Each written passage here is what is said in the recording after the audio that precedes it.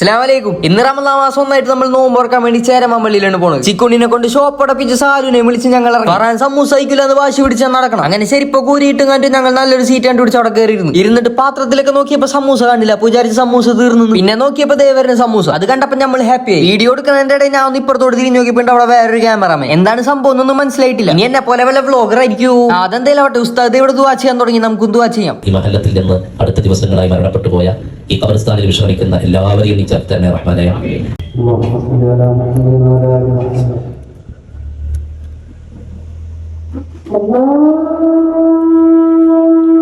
അങ്ങനെ ഞങ്ങൾ നോമ്പ് തുറന്ന് നിസ്കരിച്ചു വന്നു. ഈ മഹാനായ ബഹുമാനപ്പെട്ട പത്തിരിയും ബീഫും കഴിക്കാൻ പോണം. ചായക്ക് വേണ്ടിയുള്ള ക്യൂ ആണ് നിങ്ങൾ ആ കാണുന്നത്. അങ്ങനെ ഞങ്ങൾ റമദാനിൽ ആദ്യത്തെ പത്തിരിയും ബീഫും ആസ്വദിച്ച് കഴിച്ചു. പത്തിരിയും ബീഫും കഴിച്ച് കൈ എഴുകി നേരെ പോയി ജീരക കഞ്ഞി കുടിക്കാനാണ്. റമദാനായിട്ട് ജീരക കഞ്ഞി കുടിക്കാത്ത ദീനുൽ ഇസ്ലാം ഇന്ന് പുറത്തുനിന്ന് പണ്ടാരോ എവിടെയോ പറയണിട്ടുണ്ട്. വെറുതെ പറയണാണ്. അങ്ങനെ കഞ്ഞി കുടിച്ചുകൊണ്ടിരിക്കുമ്പോഴാണ് ഞങ്ങൾ ആ കാഴ്ച കണ്ടത്. ഇവിടെ അടുത്തൊരു പള്ളിയിലെ മുസ്ലിയാർ എന്നോട് ഒരു കാര്യം പറഞ്ഞു. അത്ര പരിചയമില്ലാത്ത ചിലരെ അടുത്ത് പള്ളിയിൽ കണ്ടതായിട്ട്. അപ്പൊ ശരി, എന്നാ ഞങ്ങൾ പോട്ടെ. ബൈ.